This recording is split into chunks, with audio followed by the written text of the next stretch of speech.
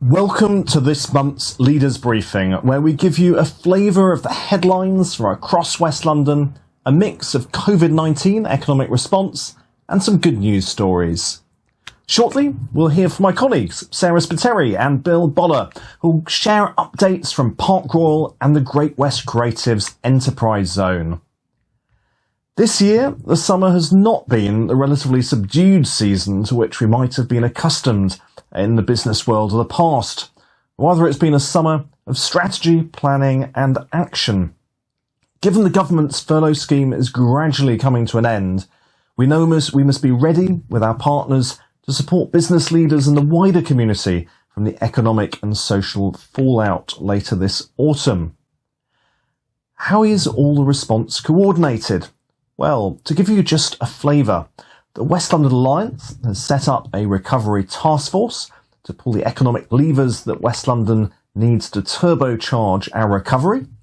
Heathrow have convened the Heathrow Local Recovery Forum, bringing focus to the economic area that donuts the airport. And the Cross-Party Group for West London, a group of some 41 British parliamentarians with a big stake in West London's economy, will meet on Friday the 11th of September to discuss what they can do to support jobs and inward investment. But are these just talking shops, I hear you ask? Well, these structures assist our local authority partners across the West London Alliance area coordinate their push to distribute discretionary grant funding to local businesses. A total of 11 billion has been distributed nationwide as of the end of August. These are spaces where West London Business has recently championed the Green Homes Grant scheme that goes live at the end of September. If you're a homeowner or landlord, you can apply for a voucher covering up to 2/3 of the cost of qualifying improvements to a maximum value of £5,000. So if you're thinking of applying, contact the West London Business team and we can put you in touch with a local retrofitting company. With our partners, we're also gearing up to support businesses in applying to the new Kickstart scheme. This enables you to offer fully funded 6-month job placements to young people aged 16 to 24 who are currently on universal credit and are at risk of long-term unemployment. Funding is available for 100% of the relevant national minimum wage for the 25 hours a week, plus associated employer national insurance contributions and employer minimum automatic enrolment contributions. There is also £1,500 per job placement available for set-up costs, support and training. Direct applications must be for a minimum of 30 job placements, but if your business is able to offer a smaller number of Kickstart job placements, please get in touch with West London Business as we're helping form groups of job placements across a number of smaller business employers. As always, if you need assistance with any of these opportunities, the West London Business Support Helpline is available to you, staffed by volunteers. You can contact the helpline by calling the number on the screen or by visiting the helpline's website, coronavirus.westlondon.com. So now let's turn to my colleague Sarah Spiteri, Park Royal Business Group Manager, to hear some headlines from the UK's most successful industrial estate. Good morning, Sarah. Thank you, Andrew. Hello, everyone. I am really delighted to report to you that the Park Royal Industrial Estate does now appear to be restoring itself to its former glory. Now that children are going back to school, local employees are finding it easier to commit to returning to work. And with stringent measures in place on public transport, confidence is growing. I have spoken to several businesses who will have their full staff team back on their premises next week for the first time since March. This is great news.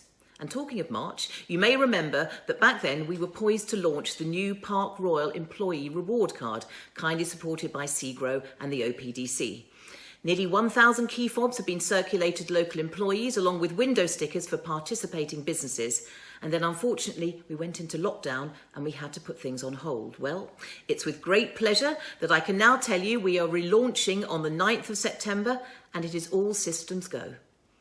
Please take a look at our website if you would like to register for the scheme or to see which businesses are taking part. So if you fancy a free cheeseburger at McDonald's, 10% off at Drink Supermarket, or maybe a much needed post-lockdown hairdo, then this scheme is most definitely for you.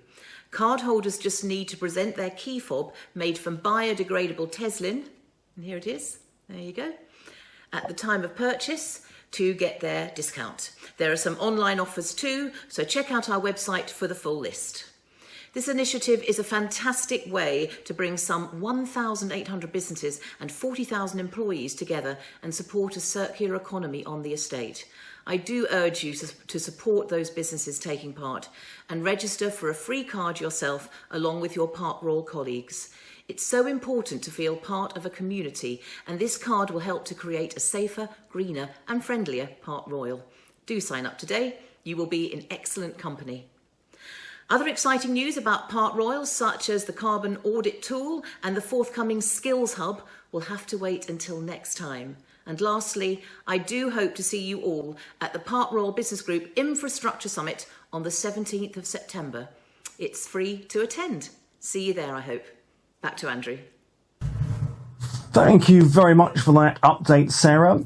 From Park Royal, we now turn to the Great West Creatives Enterprise Zone. What's been happening on the Great West Corridor in the past few months, Bill? Thank you, Andrew.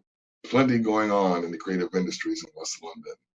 There are a variety of programs providing support as we re-emerge from lockdown. Funding, support for visual arts, film industry. If you have any questions, please reach out to me and I can put you in touch with the right resources. Many of the West London councils are working together to provide more creative workspaces, with Hounslow and Ealing having 2 projects upcoming, and we look forward to sharing more information about those as they come forward. As part of our support for the creative industries, we here in West London are preparing for the launch of a new initiative, a sub-regional effort to promote West London as the screen capital for our TV and film industries. With our infrastructure of talent, film studios, broadcasters such as Sky and the BBC, and the supply chain from Park Royal to Chiswick Park, as well as the TV industry being such a key growth sector coming out of COVID-19. There is plenty of opportunity to strengthen and enhance this sector. Stay tuned for more details. Thank you. Thank you for that, Bill. So now for some more good news stories from across the wider West London landscape. Imperial College's White City Innovation Hub, Scale Space, has leased nearly half its space. The 200,000 square foot building on the White City campus provides space and resources to rapidly growing companies. Inland Homes has announced that its asset management division has agreed to acquire and develop the Hounslow Cavalry Barracks site, one of the largest brownfield sites in London. And the Ace Cafe, the home of motorbikes, cars and rock and roll in West London, hosted their 2020 reunion last weekend. This socially distanced event, which I was delighted to attend, serves as an excellent example for the hospitality industry of how to restart. And finally, at a national level, note the government has published its white paper, Planning for the Future, detailing its plans to change the planning system in England. In what they describe as radical reform unlike anything we've seen since the Second World War, the consultation is now open. That brings us to the end of our September Leaders Briefing. Do diarise Thursday the 8th of October at 10 a.m. for the next briefing, and be sure to attend West London Business's Business Leaders Reception on the Thursday the 24th of September on Zoom, as well as Capital West London's Build and Recover Summit on Tuesday the 29th of September. Until next time, we wish you, your friends, family and colleagues good health, and please contact the West London Business team at any time if there are any issues arising from the briefing you'd like to discuss.